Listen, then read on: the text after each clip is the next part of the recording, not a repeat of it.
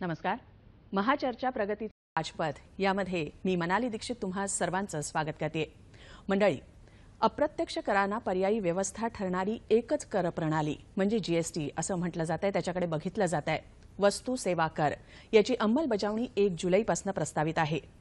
Ease of doing business देशभरामध्ये व्यवसाय सुलभ वातावरण निर्माण करण्यासाठी या जीएसटीची गरज भासली. तसंच एक करदाता म्हणा, ग्राहक म्हणा, वेगवेगळे जे कर त्याच्यावरती त्यांचा बोजा पडत होता तो कुठेतरी कमी करण्याच्या दृष्टीनं जीएसटी लागू करण्यात यावा असंही म्हटलं जात होतं.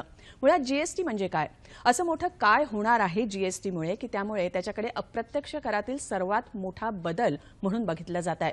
आणि मुळात एक करदाता म्हणून मी, एक ग्राहक, एक व्यापार, एक उद्योजक, एक शेतकरी याच्यावरती जीएसटीमुळे काय परिणाम होणार आहे आणि अर्थातच अर्थव्यवस्थेवरती काय परिणाम होणार आहे, या सगळ्याचा ढांडोळा आजच्या या कार्यक्रमातनं आम्ही घेणार आहोत. पुन्हा एकदा कार्यक्रमाचं शीर्षक सांगते, वस्तू सेवा कर अभिनव पर्याय. या संदर्भात काही तज्ज्ञ माझ्यासोबत स्टुडिओमध्ये आहेत, त्यांची मी सर्वात प्रथम ओळख करून देते. राजेंद्र भगत आहेत, उपसचिव वित्त विभाग, महाराष्ट्र सरकार. तसंच डॉक्टर गिरीश जाखोटिया आहेत, अर्थ, उद्योग आणि व्यवस्थापन सल्लागार आहेत. चार्टर्ड अकाउंटंट यशवंत पाध्ये आहेत आणि अजय मोदी आहेत, अध्यक्ष वसई औद्योगिक उत्पादक कल्याण संघ. तुम्हा चौघांचं महाचर्चा प्रगतीचा राजपथमध्ये मी स्वागत करते. आजचा हा जो विषय आहे त्याच्याशीच निगडीत एक आधी ध्वनिचित्रफित पाहूया आणि मग चर्चेकडे वळूया.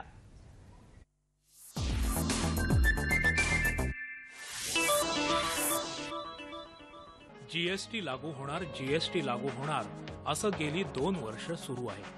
अनेक तर्कवितर्क चर्चा चर्वणानंतर दोन्ही सभागृहात जीएसटी म्हणजेच वस्तू व सेवा कर विधेयक संमत झालं. आता राज्यात त्याला संमत करण्यासाठी विशेष अधिवेशन बोलावण्यात आलंय. अनेक करांना वगळून एकच कर प्रणाली अंमलात यावी व कर संकलनात सुसूत्रता यावी म्हणून वस्तू व सेवा कर लागू होत आहे. 1947 नंतरचे सर्वात महत्वाचे कर सुधारणा विधेयक म्हणून वस्तू व सेवा कर विधेयकाचं महत्व आहे.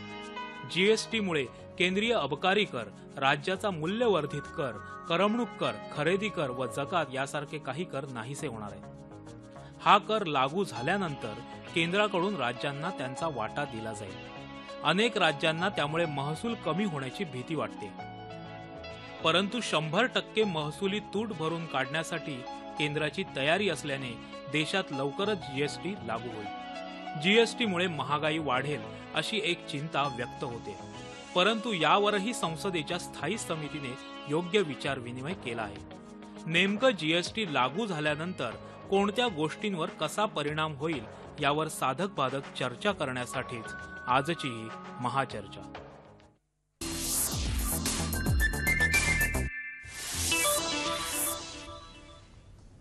आता चर्चेला सुरुवात करते. भगत सर, मला पहिला प्रश्न तुम्हाला विचारायचा होता आणि सगळ्यांनाच हा मला प्रश्न विचारायचा आहे की जीएसटी संदर्भातले ठळक मुद्दे तुम्ही काय सांगू शकाल? वन नेशन वन टॅक्स या संकल्पनेखाली केंद्र आणि राज्याच्या सर्व अप्रत्यक्ष करांची भारतीय अर्थव्यवस्थेला बळकाटी देणारी ही ऐतिहासिक घटना असं मी वर्णन करू शकेल.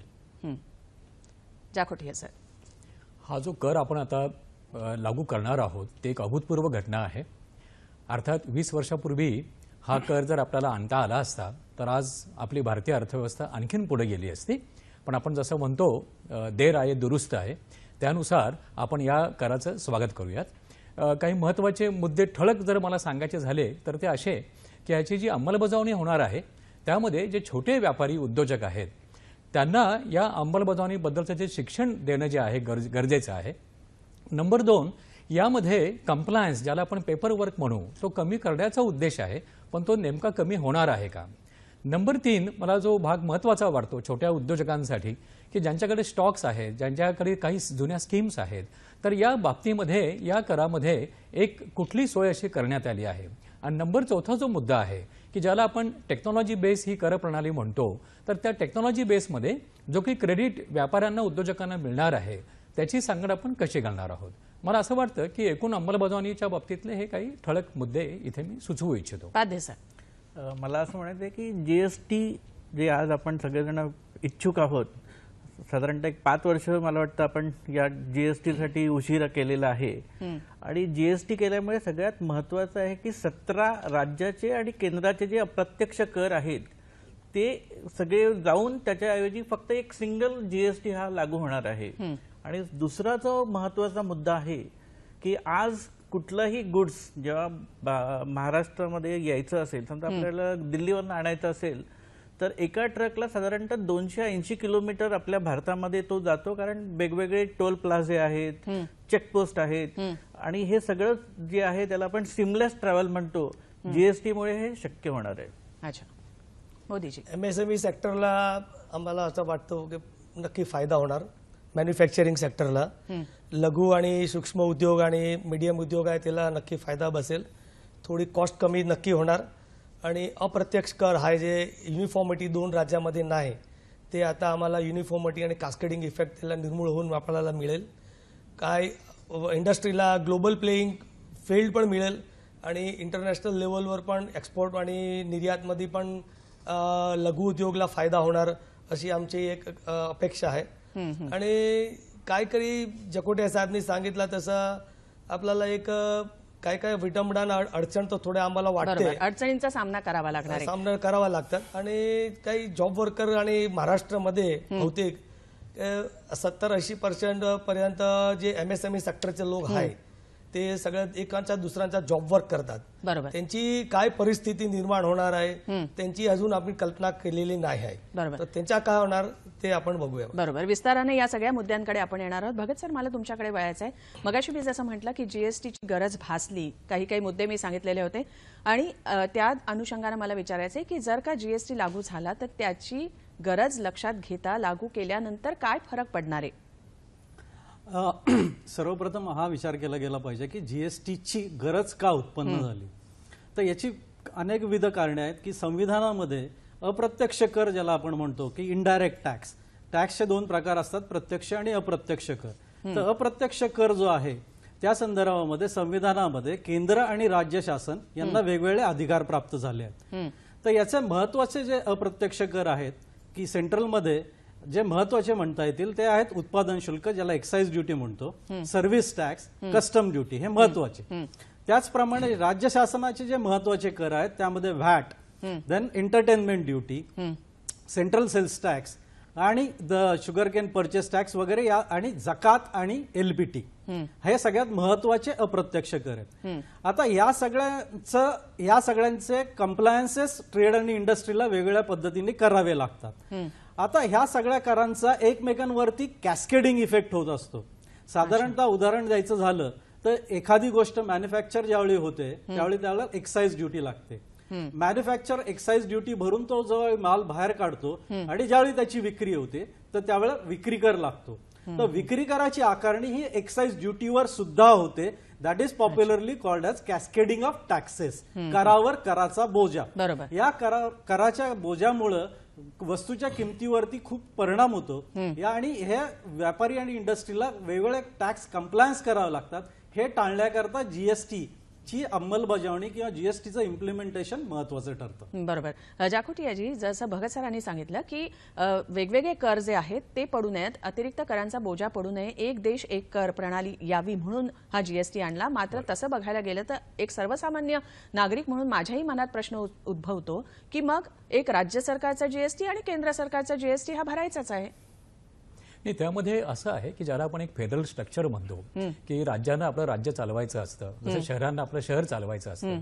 त्यामुळे त्यातलं जे सुलभीकरण आहे की केंद्र सरकारने कराचा भरणा घ्यायचा आणि राज्य सरकारने तो भरणा घ्यायचा, त्यातून ही ज्याला आपण एक डुबल सिस्टीम म्हणतो, द्विप्रणाली म्हणतो, की आपण अंमलबजावणी तिची करणार आहोत. पण त्यातला एक जो महत्वाचा मुद्दा आहे की बरेच जे कर होते जे राज्य सरकार गोळा करायचे, आता त्यातला अर्धा भरणा केंद्राकडे येणार असल्यामुळं येणाऱ्या 4-5 वर्षांमध्ये समजा काही राज्यांचं एक सरासरी नुकसान होणार असेल तर त्याची भरपाई केंद्र सरकार करणार आहे.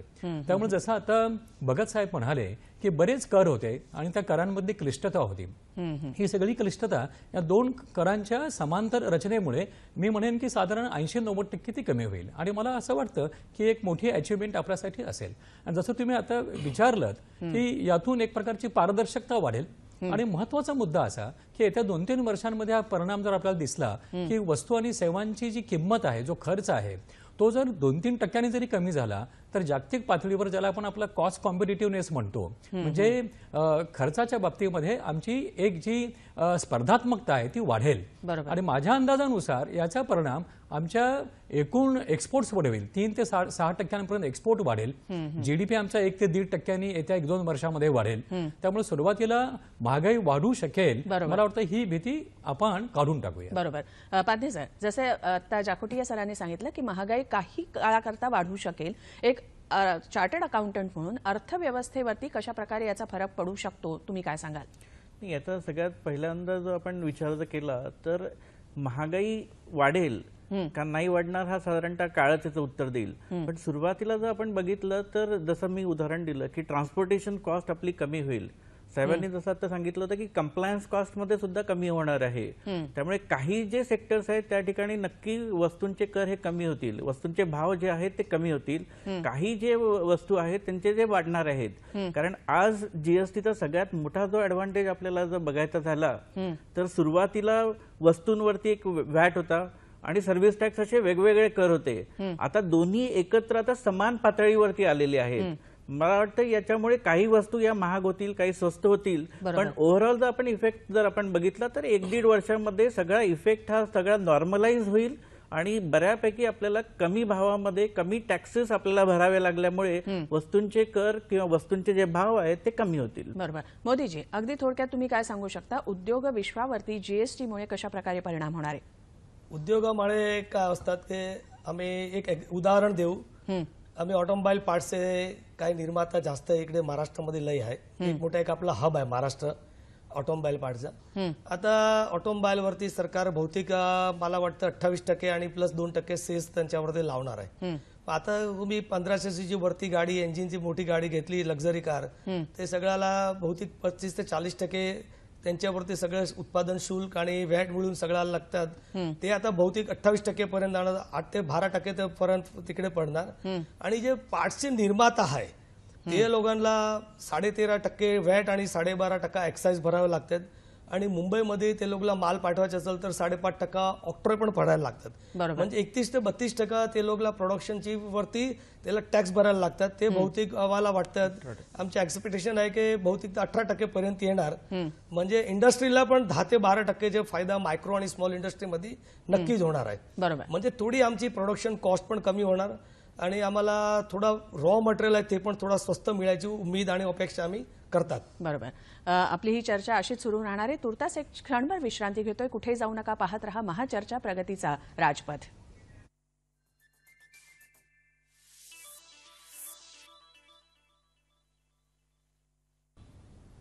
ब्रेकनंतर महाचर्चा प्रगतीचा राजपथ मध्ये पुन्हा एकदा स्वागत. आजच्या चर्चेचा विषय आहे वस्तू सेवा कर अर्थात जीएसटी अभिनव पर्याय.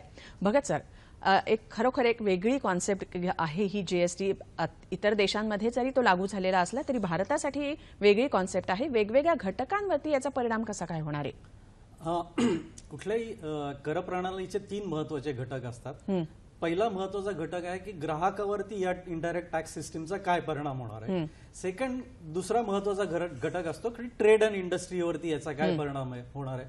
आणि तिसरा महत्वाचा घटक असतो शासन किंवा अर्थव्यवस्था या कर संकलनामध्ये काय परिणाम होणार आहे. तर आपण घटक बाय घटक जर याचा विचार करायला लागलो तर ग्राहकावरती ज्यावेळी जीएसटी येईल तर त्या वस्तूंच्या किमतीवरती काय परिणाम होऊ शकतो याचा विचार करणं महत्वाचं ठरतं.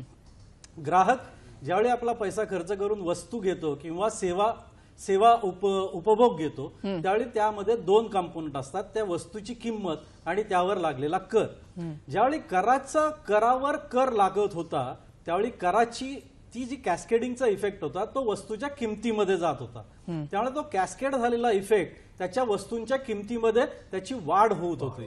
हा परिणाम झाल्यामुळे आता कॅस्केडिंग ऑफ टॅक्सेस, करावर कर लागत नसल्यामुळे जीएसटी मध्ये वस्तूंच्या किमतीमध्ये कमतरता येण्याची शक्यता आहे.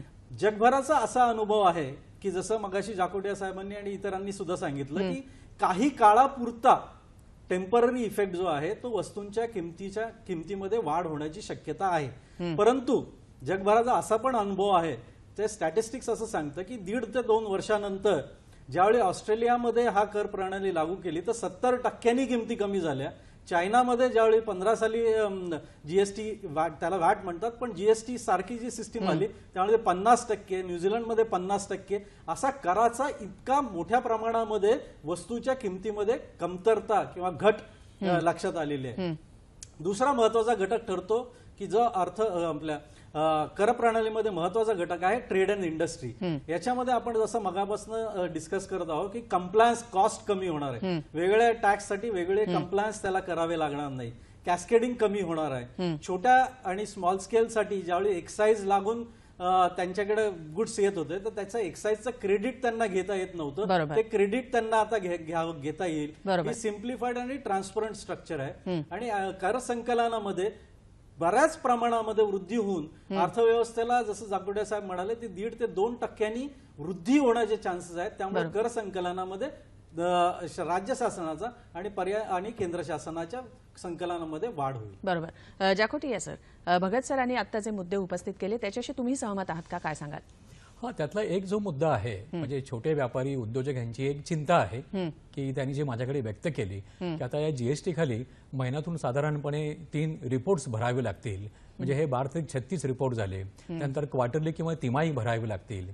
त्यामुळे हे एवढे सगळे जर रिपोर्ट्स ऑनलाईन भरायचे असतील तर त्याचं एक शिक्षण मी मगाशी म्हटल्याप्रमाणे त्यासाठी लागणारा वेळ आणि त्यातली जी क्लिष्टता आहे अर्थात ही हळूहळू कमी होईल, लोकांना सवय लागेल. हा मुद्दा बरोबर आहे. त्यामुळे कंप्लायन्सच्या बाबतीमध्ये लोकांची शंका जर सरकारने लवकरात लवकर दूर केली तर मला वाटतं या कायद्याचा एक स्वीकार चांगल्या पद्धतीने होऊ शकेल. इथेच महाराष्ट्र सरकारचे प्रतिनिधी म्हणून तुम्ही त्यांच्या मुद्द्याला कसं उत्तर द्याल भगत सर?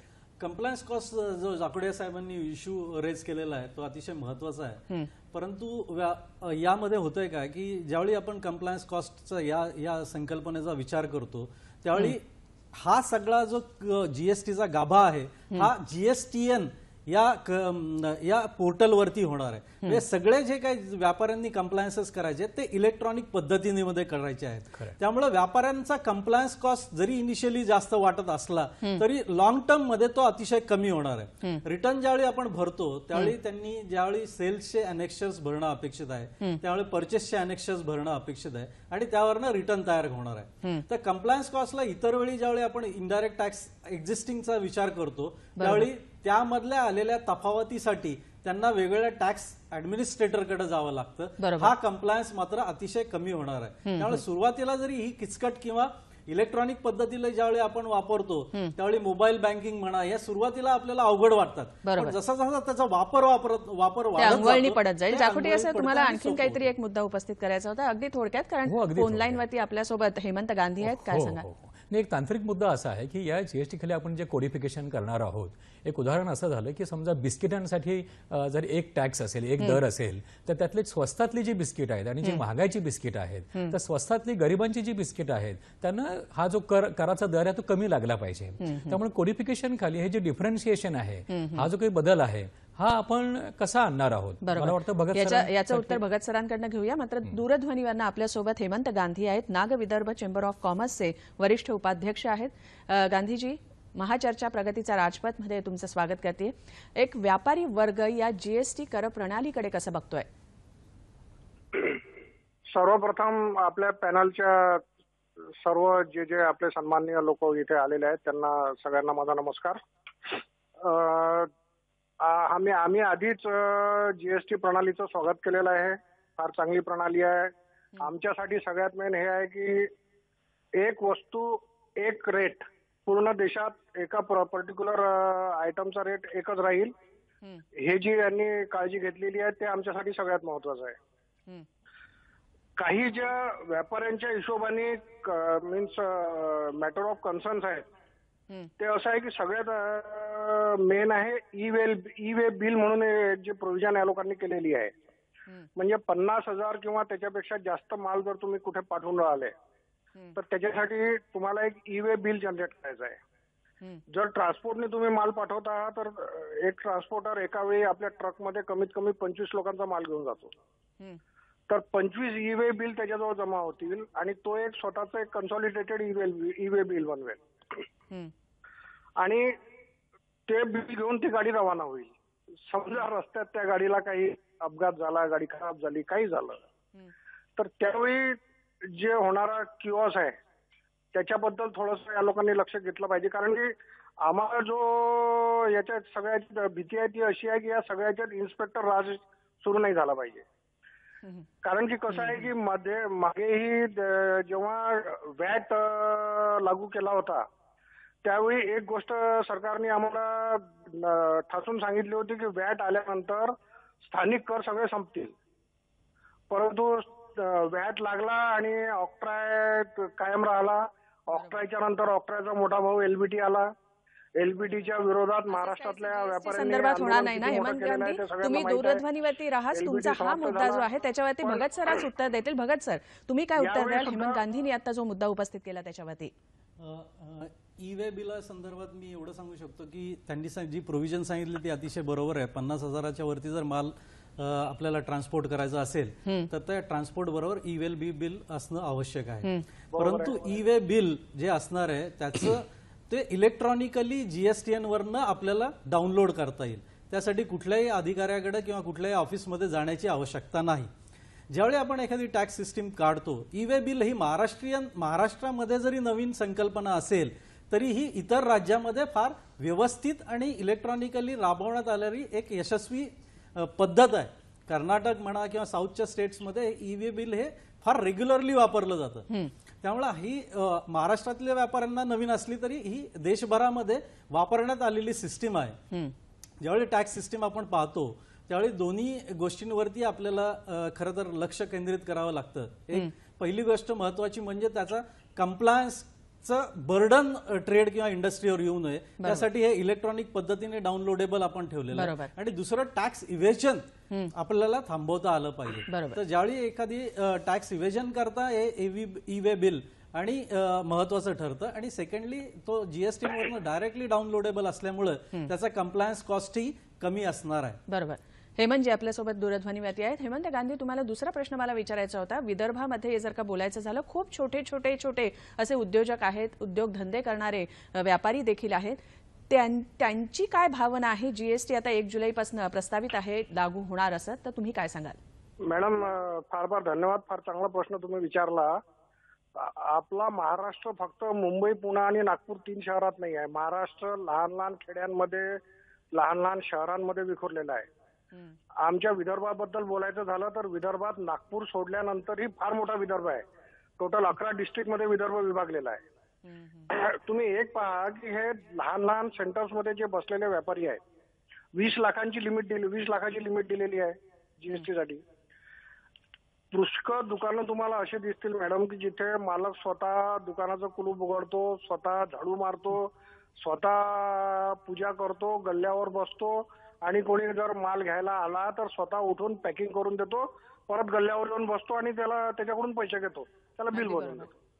माझं म्हणणं हे आहे की या सगळ्या व्यापाऱ्यांना एक वेळा, मला असं वाटतं की तरी आम्ही नागविदर्भ चेंबर ऑफ कॉमर्स कडून पूर्ण प्रयत्न करून आलो व्यापाऱ्यांना ट्रेन करायचं. आम्ही सिरीज ऑफ काय म्हणतात त्याला हे ठेवले होते, आमच्याकडे ट्रेनिंग ठेवले होते आणि परत आम्ही जून महिन्यात पण ठेवणार आहोत. पण थोडंसं गव्हर्नमेंट लेवलवर लोकांना ट्रेन करायसाठी आपण काय म्हणतो तर सरकारला आम्ही रिक्वेस्ट करणार आहोत. तुमच्याद्वारे आम्ही रिक्वेस्ट करू तुमच्या थ्रू की सरकारने थोडंसं ट्रेनिंगकडे लक्ष द्यायला पाहिजे. अगदी बरोबर. जे तुम्ही जो शहरामध्ये आता मुद्दा बसलेले उपस्थित मोठे केलेला आहे व्यापारी त्याचं आहेत, उत्तर भगत सर त्यांच्याबद्दल देणार आहेत. खूप खूप धन्यवाद लहान हेमंत लहान गांधी. तुम्ही सेंटरमध्ये बसलेले लहान लहान दूरध्वनीवरनं व्यापारी तुमच्या आहेत, भावना, त्यांच्याबद्दल विदर्भातल्या एकंदरीत छोटे छोटे जे उद्योजक आहेत, व्यापारी आहेत, त्यांच्या भावना तुम्ही दूरध्वनीवरनं पोहोचवल्या त्याबद्दल तुमच्या या मुद्द्याचं उत्तर भगत सर देणार आहेत. धन्यवाद हेमंत गांधी. कुठल्याही नवीन सिस्टीम ज्यावेळी आणतो, टॅक्स सिस्टीम नवीन असल्यामुळे त्याचं ट्रेनिंग किंवा अवेअरनेस ज्याला म्हणतो आपण, हे अतिशय महत्वाचं ठरतं. तर या संदर्भामध्ये केंद्र आणि राज्य शासन मिळून वेगवेगळे कॉन्फरन्सेस आपण आयोजित करत आहोत. वेगवेगळ्या ट्रेड ऑर्गनायझेशन्स, इंडस्ट्री ऑर्गनायझेशन यांच्यासाठी आपण हे कॉन्फरन्सेस आयोजित करत आहोत. प्रत्येक डिस्ट्रिक्ट आणि प्रत्येक तालुका लेवल, प्रत्येक ब्लॉक लेवलला जाऊन त्या तिथल्या व्यापाऱ्यांकरता आपण हे ट्रेनिंग आयोजित करत आहोत. त्यांना जीएसटी कायद्याअंतर्गत असलेले प्रावधान, ज्या प्रोव्हिजन्स आहेत त्या एक्सप्लेन करत आहोत. आणि त्याचबरोबर याच पुढे जाऊन ज्यावेळी जीएसटीएन वरती आपल्याला रिटर्न किंवा बाकीच्या ज्या गोष्टी कंप्लायन्स करायच्या आहेत ट्रेड आणि इंडस्ट्रीला त्या संदर्भामधलं सुद्धा आम्ही ट्रेनिंग आयोजित करणार आहोत. बरोबर. आणि एखादे काही जणांना काही जर का समस्या असतील, समस्या उद्भवल्या, तर काही वेबसाईट किंवा एखादा टोल फ्री नंबर जेणेकरून ते तुम्हाला संपर्क साधू शकतील सरकारशी आणि मग तुम्ही त्यांना मार्गदर्शन करा. येस, हे खरं आहे की त्यासाठी आपण हेल्पलाईन 24/7ची हेल्पलाईन सुद्धा उघडणार आहोत की ज्यावेळी त्या हेल्पलाईन वरती त्यांना व्यापाऱ्यांना येणारे प्रत्येक प्रश्नाचं उत्तर देण्याचा प्रयत्न केला जाईल. त्याचप्रमाणे आपण जीएसटी प्रिपेअरर्स, जीएसटीचे मदत करण्याकरता प्रिपेअरर्स ज्याला म्हणतो आपण, त्यांच्या पण फौज उभे करणार आहोत. त्याचप्रमाणे आम्हाला सीए इन्स्टिट्यूट्स किंवा ॲडव्होकेट्स इन्स्टिट्यूट्स यांनी खूप चांगल्या प्रकारे मदतीचा हात पुढे केलेला आहे की ज्यामुळे ते म्हणजे वेगवेगळ्या स्तरावरती प्रशासकीय स्तरावरती काम चालू आहे. जाखोटी, असं तुम्हाला काहीतरी बोलायचं होतं? हा, जसा जो मुद्दा गांधी साहेबांनी आणि भगत साहेबांनी उपस्थित केला त्याला एक प्रतिसाद द्यायचं म्हणून की आज युरोपियन युनियन आपण ज्याला म्हणतो, जिथे वेगवेगळे देश गुण्यागोविंदानं नांदतायत, एक चलन आहे, एक कर, सगळे व्यवहार ऑनलाईन करतो आणि त्यामुळे होतं काय की संपूर्ण युरोपची ज्याला आपण एक ट्रान्झॅक्शनल एफिशियन्सी म्हणतो, म्हणजे व्यवहार करण्याची जी एक उत्पादन क्षमता आहे ती आज भारताच्या जवळजवळ 50 ते 60% जास्त आहे. म्हणजे या सगळ्या प्रणालीला वेळ लागणार आहे. त्यामुळे गांधी साहेबांचा मुद्दा जरी गृहीत धरला तर आपण असं म्हणूयात की येत्या 6 ते 12 महिन्यामध्ये तंत्रज्ञानात्मक प्रणालीमधून जर आपण पुढे गेलो तर विदर्भातला छोटा व्यापारी सुद्धा ह्याला आनंदाने स्वीकारेल आणि त्यातून त्याची कार्यक्षमता वाढेल, पारदर्शकता वाढेल. आपण थोडासा याला वेळ दिला पाहिजे. बरोबर. म्हणजे थोडक्यात कुठलाही मोठा बदल जर का घडून आणायचा असेल तर स्वतःला एकंदरीतच प्रशिक्षित करून घेण्याची गरज आहे. मोदीजी, तुम्हाला काहीतरी बोलायचं आहे? ते भगत साहेबांनी आणि जे मुद्दा उपस्थित केला ते दुनियामध्ये सगळ्या कंट्रीमध्ये ते आता जीएसटी आल्यामुळे काय भाव कमी झाले, 50% पर्यंत चायना आणि दुसऱ्या देशमध्ये गेले. पण ते भाव कमी झाले ते 5-6 वर्ष नंतर गेलेले, लगेच नाही गेले. पहिला पॉइंट. दुसरा पॉइंट, जे आपला मुंबई बघा की महाराष्ट्र बघा की कुठे पण बघा तुम्ही, एका देशमध्ये 125 कोटी आपला देशची वस्ती आहे आणि कॅनडा बघा की ऑस्ट्रेलिया बघा की कुठे पण बघा ते 1.5 कोटी 3 कोटीची फक्त पब्लिक आहे. इकडे मॅन्युफॅक्चरिंग सेक्टरमध्ये महाराष्ट्र, गुजरात, कर्नाटक, तामिळनाडू आणि आंध्रा एकदम पुढे फ्रंट लाईनवर आहे. आणि इन्फ्रास्ट्रक्चर, पायाभूत सुविधा तुम्ही ज्याला म्हणतात ते आता मुंबईपासून माझ्या वसईच्या एरिया जे इंडस्ट्रीला ते मोठा झोन आहे जबरदस्त. बहुतेक तिकडे 9,000 ते जास्त मायक्रो आणि स्मॉल इंडस्ट्रीज आहे. बरोबर. आता गरमीच्या दिवसमध्ये तिकडे लोड शेडिंग पण पुष्कळ होतात, घडी घडी पॉवर फेल्युअर पण होतात. इंटरनेटची सुविधा मुंबईमध्ये तुम्हाला 25 MBPS आताच चालू झालेली आहे. पण वसई, कल्याण, ठाणे, डोंबिवली आणि महाराष्ट्राच्या इतर भागात 1.5 MBPS पण स्पीड तुम्हाला भेटत नाही. बरोबर. आणि ज्या दिवशी एवढ्या सगळ्या पॉवर गेला समस्या असताना हा 1 जुलैपासून जीएसटी लागू होणार आहे, तर त्याचा सामना कसा काय व्यापारी आणि उद्योजकांनी करायचा? भगत सर, मोदीजींनी जो प्रश्न उपस्थित केलेला आहे त्याच्यावरती तुमच्याकडनं उत्तर हवं आहे. मात्र तुर्तास एक क्षणभर विश्रांती घेतोय. कुठेही जाऊ नका, पाहत रहा महाचर्चा, प्रगतीचा राजपथ.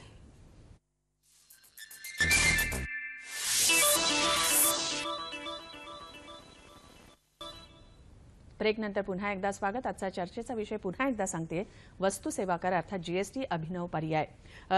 पाध्ये सर, तुम्हाला काहीतरी बोलायचं होतं ब्रेकच्या आधी. मी आता जीएसटी जे आहे हे संपूर्ण सॉफ्टवेअर आणि टेक्नॉलॉजीवरती अवलंबून आहे. त्यामुळे आता जी सरकारने जीएसटी नेट याच्याद्वारे जी सिस्टीम आपल्याला रिटर्न्स जे कंप्लायन्स करायचे आहे ते त्याच्या मार्फत करायचे आहे. मोदीजींनी जो आता प्रश्न उपस्थित केला होता की स्पीड मिळत नाही, डाउनलोड होत नाही, तर मला हेच विचारायचं आहे की एवढी बँडविड्थ आपल्याकडे सरकार देऊ शकेल का? एवढ्या मोठ्या प्रमाणामध्ये सॉफ्टवेअर आणि टेक्नॉलॉजीचा, कारण प्रत्येक बिल आणि प्रत्येक सेल्समन आणि परचेसर दोघांनाही त्या गोष्टींचं हे करायचं आहे, ज्याला आपण म्हणतो की ऍग्री करायचं आहे. त्याच्यामुळे जो लोड येणार आहे सर्व्हरवरती तेवढा आपला कंप्लायन्स करायला बँडविड्थ तेवढी आपल्याला मिळू शकेल का? म्हणजे थोडक्यात महाराष्ट्राच्या कानाकोपऱ्यामध्ये जो उद्योजक आहे, व्यापारी आहे, त्याला मूलभूत सोयी सुविधा जीएसटी लागू करण्याआधी तुम्ही प्रदान करणार आहात का? या जीएसटीचं बॅकबोन ज्याला म्हणता येईल ती आहे आयटी सिस्टीम. तर आयटी सिस्टीम करता जीएसटीएन, जीएसटी नेटवर्क नावाची एक नॉन गव्हर्नमेंट कंपनी स्थापन करण्यात आलेली आहे, ज्याच्यामध्ये 49% शेअर्स जे आहेत ते सेंट्रल आणि स्टेट गव्हर्नमेंटचे असून 51% शेअर्स हे प्रायव्हेट आहेत. आता या कंपनीतर्फे जीएसटी साठी जी काय आवश्यक अशी आयटी स्ट्रक्चर लागतं ते डेव्हलप करण्याचं मोठ्या प्रमाणामध्ये काम करण्यात आलेलं आहे. ह्या कंपनीने आयटी सिस्टीम डेव्हलप करायचं काम इन्फोसिसला दिलेलं आहे. या इन्फोसिस कंपनीतर्फे 3 जे महत्वाचे मॉड्यूल्स आपण जे म्हणतो टॅक्स सिस्टीम मध्ये ते आहेत रजिस्ट्रेशन करणे, रिटर्न भरणे आणि पेमेंट करणे. या 3 याचे बीटा व्हर्जन ज्याला म्हणतो आपण टेस्टिंग व्हर्जन ते ऑलरेडी लोकांकरता अवेलेबल करून दिलेले आहेत. त्यामध्ये महाराष्ट्रातले व्यापारी सुद्धा त्यामध्ये टेस्टिंग करत आहेत. तर IT सिस्टीम म्हणून जे काही डेव्हलप करायचे आहेत त्यासाठी जे काही इनफ सर्व्हर्स आणि इनफ इन्फ्रास्ट्रक्चर लागतं ते मात्र पूर्णतः तयार आहे. ते टेस्टिंग चालू आहे. फक्त जसं पाध्ये आणि मोदी साहेबांनी सांगितलं की लोड टेस्टिंग मात्र ज्याला म्हणता येईल ते लोड टेस्टिंग अजून व्हायचं आहे. अच्छा.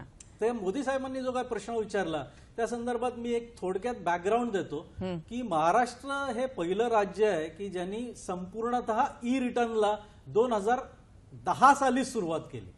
म्हणजे महाराष्ट्रातला कुठलाही व्यापारी असू द्या, तो मुंबईचा असो नाही तर चंद्रपूरच्या एखाद्या खेड्यातला असो, तर अशा 8 लाख लोकांनी ई रिटर्न शिवाय दुसरा पर्याय ठेवलेला नाही. There is no paper return. म्हणजे याचाच अर्थ ई रिटर्न संदर्भामध्ये, इलेक्ट्रॉनिकली रिटर्न भरण्याच्या संदर्भामध्ये, इलेक्ट्रॉनिकली पेमेंट करण्याच्या संदर्भामध्ये, इलेक्ट्रॉनिकली रजिस्ट्रेशन ऍप्लिकेशन करण्याच्या संदर्भामध्ये महाराष्ट्र हे राज्य पहिलंच होतं. आणि हीच सिस्टीम आपण जीएसटीएन वरती सुद्धा इम्प्लिमेंट करणार आहोत. त्यामुळे यामध्ये खूप असे प्रॉब्लेम येतील असं मला तरी सध्या वाटत नाही. अच्छा. एक अर्थतज्ञ म्हणून जाखोटिया सर, तुम्ही आणि पाध्ये सर, तुमच्याकडनं मला तुम्हाला काही सूचना द्यायच्या आहेत का, काही सजेशन्स द्यायची आहेत का? एक सरकारचे प्रतिनिधी म्हणून भगत सर इकडे उपस्थित आहेत, तुम्ही काय या जीएसटीच्या अनुषंगाने सांगाल? मला 3-4 कल्पना इथे भगत साहेबांना सुचवाव्याशा वाटतात. नंबर 1, जसं आता मी मगाशी उदाहरण दिलं युरोपियन युनियनचं. आता युरोपमध्ये स्पॅनिश, फ्रेंच, जर्मन अशा वेगवेगळ्या भाषा असताना सुद्धा प्रत्येक देशामध्ये तिथलं जे काही जीएसटीचं जे काही कामकाज चालतं ते त्या त्या देशाच्या भाषेमध्ये चालतं. आता युरोपियन युनियनच्या धर्तीवर जर आपण भारताकडे पाहिलं तर तमिळ, गुजराती, मराठी, बेंगॉली अशा आपल्या भाषा आहेत. त्यामुळे इन्फॉर्मेशन टेक्नॉलॉजी आणि जीएसटीचे जे काही कंप्लायन्स आहे त्यामध्ये पुढच्या टप्प्यावर आपण साधारणपणे छोट्या व्यापाऱ्यांसाठी अशी जी काही भाषांची सुविधा आहे ते आपण देऊ शकू का, आणि त्या बाबतीमध्ये आपण एक मोठं असं काही काम करू शकतो का? दुसरा एक जो मला मुद्दा सुचवायचा होता की जीएसटीच्या त्या मसुद्यामध्ये एक अशी सांगड घातलेली आहे की पुढच्या 4-5 वर्षामध्ये राज्यांना जे काही नुकसान भरपाई द्यावी लागेल ती नुकसान भरपाई देण्यासाठी सरकारने आपल्या हातामध्ये सेसचा एक मुद्दा ठेवलेला आहे. त्यामुळे आता हा जो सेसचा दर असणार आहे, म्हणजे एका बाजूला आपण म्हणतो आहोत की करांचं सुलभीकरण 16-17% सरासरी कराचा दर आला पाहिजे जेणेकरून भारतीय अर्थव्यवस्थेला बळकटी मिळेल.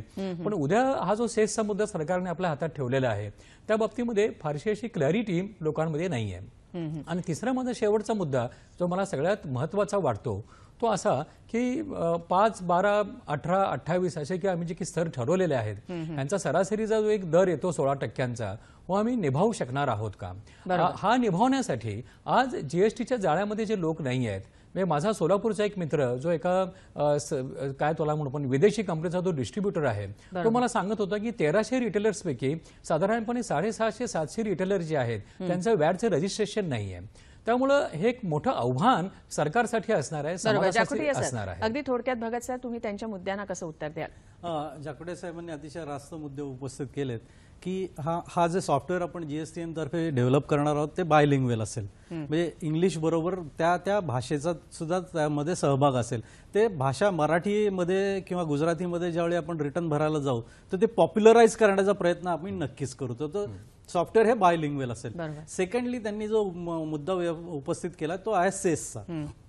तर सेस हा कशावरती लागला जाईल आणि अलॉंग विथ जीएसटी सेस जर इंट्रोड्यूस करणार असो तर हा अप्रत्यक्ष आणखी एक कर आहे का, ही शंका प्रत्येकाच्या मनात येण्याची शक्यता आहे. तर सेस याची संकल्पना अशी आहे की आपण पहिल्यांदा जीएसटीच्या टॅक्स रेट विषयी बघू की जीएसटी मध्ये सगळ्यात महत्वाची संकल्पना अशी आहे की सध्या परिस्थितीमध्ये वस्तू किंवा सेवांवर असलेल्या टॅक्सचा इन्सिडन्स मध्ये फरक पडणार नाही. म्हणजे एखाद्या वस्तूवर 12% टॅक्स असेल तर जीएसटी मध्ये सुद्धा अप्रॉक्सिमेटली 12%च्या आसपासच टॅक्स राहील. आता मॅक्सिमम लिमिट जे आपण जीएसटीच्या टॅक्स रेटमध्ये दिलेलं आहे ते 28% आहे. परंतु 3 ते 4 वस्तू अशा आहेत की ज्याच्यावर 28%पेक्षा जास्त कर लागतो. For example the carbonated drinks, ज्याला शीतपेय म्हणतो आपण, त्यामध्ये लक्झरी कार्स, टोबॅको, हे 3 महत्वाची उदाहरणं आपण देता येतील की लक्झरी कारवरती आज मितीला 42% टॅक्स आहे. कार्बोनेटेड ड्रिंक्सवरती 35 ते 36% टॅक्स आहे, तंबाखूवरती तर त्यापेक्षा जास्त आहे, सिगरेट वगैरे जर धरल्या तर. आता 28% या सगळ्या गोष्टी आणणं हे इकॉनॉमिकली किंवा कराच्या यांनी परवडणारं नसल्यामुळं हा जो एक्झिस्टिंग लक्झरी टॅक्स वरती असलेला रेट वजा 28% हा जो डिफरन्स आहे त्याला सेस हे नाव देण्यात आलेलं आहे. आणि हा सेस जो आहे तो राज्यांना जीएसटी इम्प्लिमेंट झाल्यानंतर येणाऱ्या नुकसान भरपाईची भरपाई करण्याकरता ते सेसचं कलेक्शन आपण करणार आहोत. आणि त्यांनी जे महत्वाचा मुद्दा मांडला की जास्तीत जास्त लोक टॅक्सनेट मध्ये यावे लागतील, तर हा खरंच महत्वाचा इश्यू आहे आणि टॅक्स ऍडमिनिस्ट्रेटर म्हणून आम्ही नक्कीच यामध्ये प्रयत्न करू. पाध्ये सर, एक अर्थतज्ञ चार्टर्ड अकाउंटंट म्हणून तुम्ही काय सांगू शकाल? या ठिकाणी सगळ्यात महत्वाचं आहे की साहेबांनी जसं आता उदाहरण दिलं की फक्त 8 लाख लोक फक्त महाराष्ट्रामध्ये वॅट भरतात आणि महाराष्ट्राचे पॉप्युलेशन जर बघितलं तर 12.5 कोटीची आजची आपली पॉप्युलेशन आहे आणि साधारणतः 1 ते 1.5 कोटी छोटे मोठे डीलर्स आहेत. तर यांचा जर आपल्याला टॅक्स बेस जर वाढवायचा असेल तर 20 लाखाची जी लिमिट आज आपण ठेवलेली आहे ते जे अनरजिस्टर्ड डीलर राहतील या लोकांना कुठलाही जीएसटीचा फायदा मिळणार नाही, कारण ते कुठल्याही प्रकारचं क्रेडिट घेऊ शकणार नाही. त्यामुळे त्यांच्या वस्तू ज्या असतील या कॉम्पिटेटिव्ह मार्केटमध्ये त्या महाग असणार आहेत. त्यामुळे मला असं म्हणायचं की या लोकांसाठी आपल्याला त्यांना टॅक्स ब्रॅकेटमध्ये जर व्हॉलंटरीली यायचं असेल तर जसं आता वॅटमध्ये व्हॉलंटरीली ते येऊ शकतात, तर त्याचा त्यांना त्या ठिकाणी आपण फायदा करून देऊ शकू का नाही देऊ शकू? भगत सर, जीएसटी मध्ये सुद्धा पाध्यसाहेब जशी वॅट मध्ये व्हॉलंटरी स्कीम आहे की 20 लाखाच्या आत जरी टर्नओव्हर असेल आपला तरी आपण व्हॉलंटरीली रजिस्टर करू शकता. त्याचप्रमाणे जीएसटी मध्ये सुद्धा 20 लाखाच्या आत जरी टर्नओव्हर असेल तरी व्हॉलंटरीली आपण रजिस्ट्रेशन घेऊ शकता आणि त्याप्रमाणे इनपुट टॅक्स क्रेडिट घेऊ शकता किंवा रजिस्टर्ड होऊन व्यापाऱ्यांना इतर व्यापाऱ्यांना मालाची विक्री करू शकता. यालाच जोडून भगत सर मला एक प्रश्न विचारायचा होता की व्यापाऱ्यांच्या मनामध्ये ही देखील एक संभ्रमावस्था आहे की आपल्याकडे जर का जुने स्टॉक्स असतील किंवा जुनी कर वसुली जी वसुली व्हायची आहे किंवा जुन्या स्कीम्स ज्या आहेत त्यांचं जीएसटी लागू झाल्यानंतर काय होणार आहे? बरोबर, ट्रान्झिशन पिरियड ज्याला म्हणतो आपण की समजा 1 जुलैला जीएसटीचे लागू झाली तर 30 जून रोजी माझ्याकडे जो स्टॉक असेल त्या स्टॉक वरती मी एक्साइज ड्युटी आणि व्हॅट भरलेला असेल, तर एक्साइज ड्युटी आणि व्हॅट जर भरून जर माल असेल आणि तो स्टॉक मध्ये असेल तर त्या स्टॉकचं डिक्लेरेशन आपल्याला 2 किंवा 3 महिन्यामध्ये प्रत्येक रिस्पेक्टिव्ह टॅक्स ऍडमिनिस्ट्रेटरकडे द्यावं लागेल. आणि मात्र तुम्ही भरलेल्या टॅक्स जो स्टॉक मध्ये असेल वस्तूवरती असेल त्याचं क्रेडिट तुम्ही जीएसटीची ज्यावेळी लायबिलिटी डिस्चार्ज कराल त्यावेळी ते क्रेडिट तुम्ही 100% घेऊ शकाल. बरोबर. भगत सर, ही जी तुम्ही कालमर्यादा सांगितली, मग मोदीजी तुम्ही जास्ती चांगलं उत्तर देऊ शकाल की मग असंही होऊ शकतं की व्यापारी आत्तापासूनच परचेस करणार नाहीत, कारण जर का जुन्या स्टॉक्सवरती जर का अशा प्रकारे कालमर्यादा घालून जर का त्यांना उत्तर द्यावं लागणार असेल तर मोदीजी तुम्ही काय सांगाल?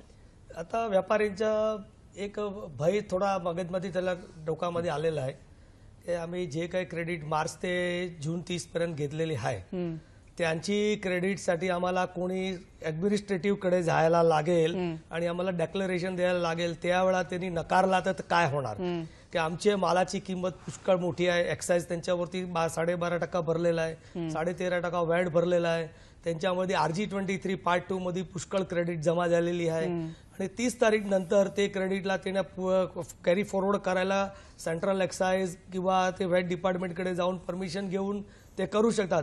पण किती % त्याला ते लोक अलाउड करणार ते कोणाला अजूनपर्यंत माहिती नाही.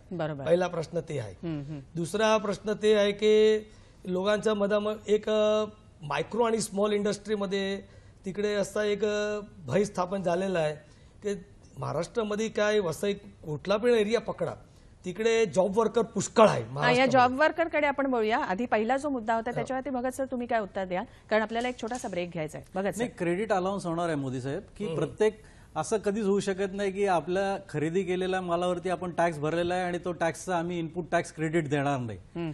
आता दोन्ही गोष्टींनी हे होऊ शकतं की ज्यावेळी मी एखादी गोष्ट आपल्याकडे स्टॉकमध्ये आहे तर त्याचं डिक्लेरेशन विचारणं टॅक्स ऍडमिनिस्ट्रेटरला क्रमप्राप्त आहे, कारण इन्फ्लेट करून कोणी जर स्टॉक दाखवला आणि एक्सेसिव्ह जर क्रेडिटची मागणी करत असेल तर ते व्हेरीफाय करणं टॅक्स ऍडमिनिस्ट्रेटरची प्रायमरी रिस्पॉन्सिबिलिटी ठरते. त्यामुळे त्या स्टॉकचं डिक्लेरेशन आपल्याला सेल्फ डिक्लेरेशन असेल ते सेल्फ डिक्लेरेशन टॅक्स ऍडमिनिस्ट्रेटरला द्यावं लागेल. परंतु आपल्या स्टॉकमध्ये ज्या मालावरती आपण एक्साइज भरलेला असेल आणि ज्या मालावरती व्हॅट भरलेला असेल त्यावरचं क्रेडिट आपल्याला पूर्णतः मिळेल. एक्साईज, सेंट्रल एक्साईजचं क्रेडिट आपण CGSTच्या अगेन्स्ट आणि व्हॅटचं क्रेडिट SGSTच्या अगेन्स्टमध्ये ॲडजस्ट करू शकाल. मोदीजी काहीतरी बोलायचं होतं तुम्हाला. सेंट्रल एक्साईज मध्ये जे RG23 पार्ट 2 मध्ये सगळ्यांनी जे क्रेडिट घेतलेली आहे आणि कोणी इन्फ्लेटेड बिल की असं कोणी खोटं बिल कोण आता प्रोड्यूस करणार नाही. कारण आता 2 वर्ष अगोदरच व्हॅट डिपार्टमेंटनी पुष्कळ व्यापारीकडे जाऊन ते बोगस पार्टीला पकडून ते लोकांनी व्हॅटचे पैसे व्यापारीकडून वसूल केलेले आहे. तर GST मध्ये पण हे शक्यता निर्माण व्हायची शक्यता आहे की नाही ते एक मोठा प्रश्न आहे. बरोबर. त्यांची सिस्टम मध्ये कोण घुसून त्याला हॅक करणार की नाही ते मोठा एक प्रश्न आहे. आणि आता तुमची सिस्टम मध्ये आमच्या सेंट्रल एक्साईज बरोबर आम्ही एक सेमिनार केला होता. त्यावेळेला ते लोक म्हणत होते की भारतात रोजचे 14 कोटी इनवॉइस बनतात. आता GST आल्यानंतर 54 करोड इनवॉइस बनणार आहे. ते एवढ्या मोठ्या पोर्टलवरती एवढी मोठी सिस्टम बनणार, त्यामध्ये कोणी बोगस बिल नाही बनवलं त्यांची काय शक्यता निर्माण होणार आणि त्यांच्या कोणी खोटा उपयोग नाही केला त्यांची पण आता कोई अशी काही सोय नाही आणि काही सेफ्टी. बरोबर. मोदीजी तुमचे मुद्दे रास्त आहेत, त्याच्यावरती आपण भगत सरांकडून उत्तर घेणार आहोत. मात्र तुर्तास क्षणभर विश्रांती घेतोय. कुठेही जाऊ नका, पाहत रहा महाचर्चा, प्रगतीचा राजपथ.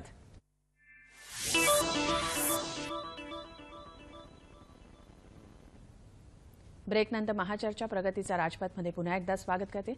मोदी सरांनी काही मुद्दे उपस्थित केलेले होते. भगत सर, तुम्ही त्यांना कसं उत्तर द्याल? मोदी साहेबांचा अतिशय महत्त्वाचा प्रश्न असा त्यांनी उपस्थित केला आहे की ज्यावेळी एखाद्या गोष्टीचं पूर्णतः GST सिस्टीम म्हणा, व्हॅट सिस्टीम या एका प्रिन्सिपलवरती चालते की खरेदीवरती भरलेल्या कराची वजावट देण्यात यावी आणि विक्रीवरती कर लावण्यात यावा. या म्हणजे व्हॅल्यू ॲडिशनवरती टॅक्स लावायचा. आता बऱ्याच वेळा असं होतं की ज्यावेळी आपण इनपुट टॅक्स क्रेडिट खरेदीवरती भरलेल्या कराची वजावट मागतो त्यावेळी ती टॅक्स ॲडमिनिस्ट्रेटकडनं ती वजावट दिली जात नाही. याला कारण असं आहे की तो टॅक्स शासनाच्या तिजोरीतच आलेला नसतो. की ज्यावेळी एखादा बोगस व्यापारी बोगस बिल वगैरे देतो तर त्यावेळी फक्त टॅक्स दाखवलेला असतो आणि त्या टॅक्स दाखवलेल्या बेसिसवरती व्यापारी किंवा ट्रेड हे क्रेडिट घेत असतात. परंतु तो टॅक्स शासनाच्या तिजोरीत आलाय की नाही हे खात्री त्यांना करता येत नाही. तर GST सिस्टीममध्ये आम्ही ही खात्री देण्याचा आटोकाट प्रयत्न करणार आहोत की टेक्नॉलॉजिकली त्याच्यावरती आम्ही सोल्युशन काढलेलं आहे की ज्यावेळी ते व्यापारी एखाद्या वस्तूविषयी इनपुट टॅक्स क्रेडिट घेण्याचा ज्यावेळी प्रयत्न करतील त्यावेळी IT सिस्टीममध्ये ते व्हेरीफाय करू शकतील की ज्या व्यापाऱ्याकडनं त्यांनी खरेदी केलेली आहे त्यांनी तो कराचा भरणा केला आहे की नाही. हे व्यापाऱ्याला ज्यावेळी ज्या व्यापाऱ्याकडनं खरेदी केली त्यांनी टॅक्सचा भरणा केला असेल तर त्यावेळी मात्र इनपुट टॅक्स क्रेडिट 100% दिलं जाईल. बरोबर. जाखोटे सर, अर्थ आणि उद्योग क्षेत्रातले सल्लागार म्हणून तुम्ही काही कल्पना किंवा काही सजेशन्स या संदर्भात हा जो मुद्दा होता मोदी सरांनी उपस्थित केलेला त्याच्याबद्दल काही देऊ शकता का? अगदी बरोबर आहे. भारतीय संस्कृतीमध्ये काही व्यापाऱ्यांना उद्योजकांना माझ्या या विधानावर खेदजनक आपत्ती वाटू शकेल, परंतु जसं भगत साहेब म्हणाले की बोगस क्रेडिट घेणं हा आपल्याकडचा प्रकार बोकाळलेला आहे. आता ह्याच्यावर जर आपल्याला गदा आणायची असेल, ह्याला आवर घालायचा असेल तर माझी अशी एक कल्पना आणि विनंती आहे सरकारला की भारतामध्ये असे IT क्लस्टर्स बनवावेत प्रत्येक जिल्हा पातळीवर आणि त्यामध्ये ज्याला आपण सर्टिफाईड ऑडिटर्स किंवा अकाउंटंट्स म्हणून जे चार्टर्ड अकाउंटंट असतील किंवा नसतील त्यांना आपल्याला रोजगार देता येईल की साधारणपणे दर 3 महिन्यामध्ये त्यांनी ऑनलाईन 5% सॅम्पल्स उचलावेत सरकारी देखरेखीखाली आणि त्यांची छाननी करावी. कारण सगळ्या गोष्टी सरकारी यंत्रणा करू शकणार नाही. त्यामुळे सरकारी यंत्रणेच्या देखरेखीखाली जर आमचा युवा वर्ग करू शकला त्यातून एक रोजगारी निर्माण होईल आणि असं चुकीचं क्रेडिट घेणारे जे उद्योजक किंवा व्यापारी असतील त्यांच्या मनामध्ये एक धाक तयार होईल. इथं असं मला वाटतं की टेक्नॉलॉजीच्या या सगळ्या प्रक्रियेमध्ये जर आपण तरुणांना सहभागी करू शकलो.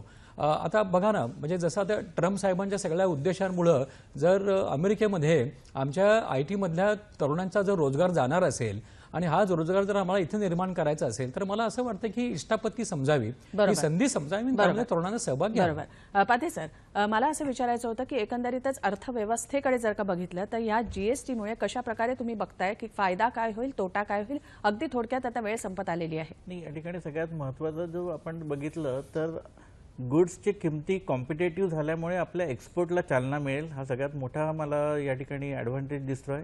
आणि दुसरा जो मला एक भीती अशी वाटते की जे टॅक्स कलेक्शन आहे, जे टॅक्स ॲडमिनिस्ट्रेटरकडनं ते जर कलेक्शन ज्या पद्धतीने आज आपण इमॅजिन करतोय तसं जर नाही झालं तर या सिस्टीमला धक्का बसता कामा नाही. आणि त्याचबरोबर दुसरं जे आहे की वस्तूंची जी किमती आहेत त्या टॅक्समुळे कमी होणार आहेत, पण जे मॅन्युफॅक्चरर्स आहेत त्यांनी त्यांची जे कॉस्ट वाढवली, तर जेवढ्या आता वस्तूंची किंमत आहे तेवढीच जर राहिली तर मला वाटतं की जो बेनिफिट आपल्याला जीएसटी मुळे मिळणार आहे तो मिळणार की नाही, हा एक सगळ्यात महत्त्वाचा आपल्याकडे प्रश्न आहे. तर या 2-3 गोष्टींचं जर आपण चांगलं समाधानकारक जर उत्तर देऊ शकलो तर मला वाटतं जीएसटी ही नक्की एक काळाची गरज आहे असं मला वाटतं. बरोबर. मगाशी मोदीजींनी एक प्रश्न उपस्थित केलेला होता. भगत सर, तुमच्याकडनं मला उत्तर हवं आहे की जॉब वर्क बरेच असे सराफ म्हणा किंवा सोन्या चांदीचे जे व्यापारी असतात किंवा अन्य व्यापारी जे असतात ते जॉब वर्क करून घेत असतात एखाद्या व्यापाऱ्याकडनं, आणि मग अशा वेळेला जीएसटी लागू झाल्यानंतर तो जॉब वर्क करणारा आणि त्याच्याकडनं जॉब वर्क करून घेणारा व्यापारी किंवा उद्योजक यांच्यावरती कसा फरक पडेल, अगदी थोडक्यात उत्तर हवं आहे. जॉब वर्क संदर्भामध्ये जीएसटी मध्ये जी प्रोव्हिजन केलेली आहे की एखादी वस्तू आपण एखाद्या जॉब वर्करला दिली आणि ती जर 6 महिन्याच्या आत जर परत येणार असेल तर त्याच्यावरती जीएसटीची आकारणी होणार नाही.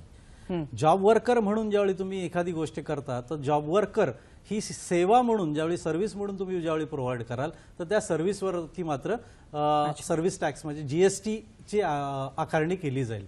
आता पाध्ये साहेबांनी जो मुद्दा उपस्थित केला की जीएसटी आल्यानंतर टॅक्स रेट कमी झाला तरी त्याच्या वस्तूच्या किमतीवरती परिणाम होणार की नाही याचं मॉनिटर करणारी कुठली तरी सिस्टीम आपल्याला हवी. तर यासाठी मी त्यांना माहिती देऊ इच्छितो की जीएसटी मध्ये अँटी प्रॉफिटरिंग अशी एक प्रोव्हिजन करण्यात आलेली आहे की जीएसटी मुळे जे टॅक्स स्ट्रक्चर किंवा टॅक्सेशन मध्ये जो परिणाम होणार आहे, इनपुट टॅक्स क्रेडिट संपूर्णता मिळाल्यामुळे वस्तूच्या किमतीवरती जी घट होणार आहे ते चेक करण्याकरता अँटी प्रॉफिटरिंग ऑर्गनायझेशन म्हणजे सिस्टीम आपण एस्टॅब्लिश करणार. अगदी वेळ संपत आलेली आहे. अगदी 2-2 वाक्यांमध्ये मला तुमच्याकडनं एक शेवटच्या प्रश्नाचं उत्तर हवं आहे की एखादा मोठा बदल घडतोय, संभ्रम आहे, शंका आहेत, कुशंका आहेत, त्यांना तुम्ही उत्तर या महाचर्चेच्या माध्यमातून आपल्या प्रेक्षक वर्गाला, व्यापारी वर्गाला, ग्राहकांना कसं द्याल? भगत सर, अगदी 2-2 वाक्यामध्ये सगळ्यांकडनं मला उत्तर हवं आहे. भगत सर. टॅक्स हा basically it's a price paid for the civilisation. Trade आणि इंडस्ट्रीनी कंप्लायन्स करणं, टॅक्सचा कंप्लायन्स करणं आणि त्याचबरोबर कन्झ्युमरनी ज्यावेळी आपण एखादी गोष्ट विकत घेतो किंवा सेवा उपलब्ध करतो त्यावेळी टॅक्स इनव्हॉइसची डिमांड करणं या सगळ्या सिस्टीमचा गर्भितार्भ आहे आणि सगळ्यात महत्वाचा मुद्दा आहे.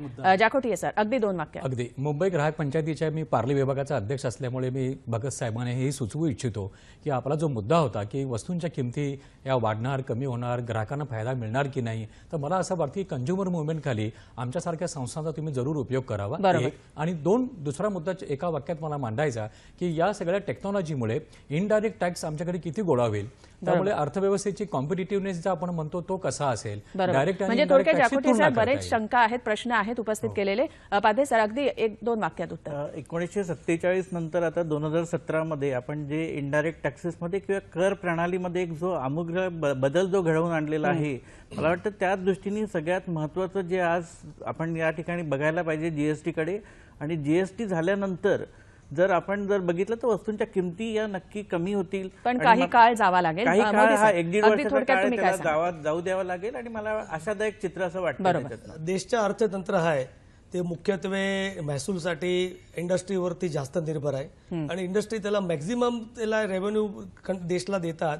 तर सगळं व्यापाऱ्यांचा विश्वास संपादन करून आमची एक एमएसएमई सेक्टरची एक डिमांड आहे की तुम्ही एक समितीचं असं गठन करा आणि एमएसएमई सेक्टर मधून कोणी पण मॅन्युफॅक्चररला आणि कोणी दुसरे गव्हर्नमेंटच्या 2-3 ऑफिसरची एक रेग्युलर कमिटी बनवून त्याला रेग्युलर 2-2 महिन्यानंतर त्यांचा अभ्यास करून ते लोकची काय विटंबना आहे त्यांच्या सॉल्व्ह करायचा प्रयत्न करणार अशी आमची आशा आहे तुमच्याकडून. बरोबर. भगत सर, एकंदरीतच तुम्ही या माध्यमातून आपल्या ग्राहकाला, आपल्या प्रेक्षकांना अगदी एका वाक्यात काय संदेश देऊ इच्छिता एक सरकारचा प्रतिनिधी म्हणून? प्रत्येक गोष्ट विकत घेताना बिलावरती इन्सिस्ट करा, कारण तुम्ही भरलेला टॅक्स जोपर्यंत तो जो विक्रेता आहे तो टॅक्स इनव्हॉइस किंवा बिल आपल्याला देत नाही तोपर्यंत तो आपल्याकडनं टॅक्सची वसुली करत असतो, परंतु तो टॅक्सचा भरणा शासनाकडे करत नसतो. बरोबर. म्हणजे थोडक्यात पारदर्शक एकंदरीतच कारभार होण्यासाठी अप्रत्यक्ष करांना पर्याय असलेली एकच कर प्रणाली असं या जीएसटी कडे बघितलं जात आहे. येणारा काळच आपल्याला उत्तर देणार आहे की अशा प्रकारे अर्थव्यवस्था बळकट होणार आहे की नाही, ग्राहकांना ज्या किमती आहेत वस्तूंच्या त्या कमी होणार आहेत की नाही. तुम्ही याबाबत सगळ्यांनी जे खूप छान मार्गदर्शन केलेत, खूप छान मुद्दे मांडलेत, खूप खूप धन्यवाद. तुम्ही सगळेजण इथे उपस्थित राहिलात त्याबद्दल. धन्यवाद. थोडक्यात सांगायचं झालं तर 1 जुलैपासून जीएसटी ची अंमलबजावणी प्रस्तावित आहे. येणारा काळ जो आहे थोडासा काळ जाऊन द्यावा लागेल आणि थोडासा पेशन्स ठेवायला लागेल की पी हळद आणि हो गोरी अशातला हा भाग नसणार आहे, कारण सर्वात मोठा बदल असं याच्याकडे बघितलं जात आहे. अप्रत्यक्ष करातल्या सर्वात मोठ्या बदलाला आपण सामोरे जात असताना सगळ्यांनी सकारात्मक भावना ठेवूनच जर का सामोरं गेलं तर आपल्या अर्थव्यवस्थेला आपणच बळकटी देऊ शकणार आहोत. धन्यवाद, खूप खूप धन्यवाद तुम्ही इथे आल्याबद्दल. आणि हा महाचर्चा हा कार्यक्रम आम्ही इथे समाप्त करतोय.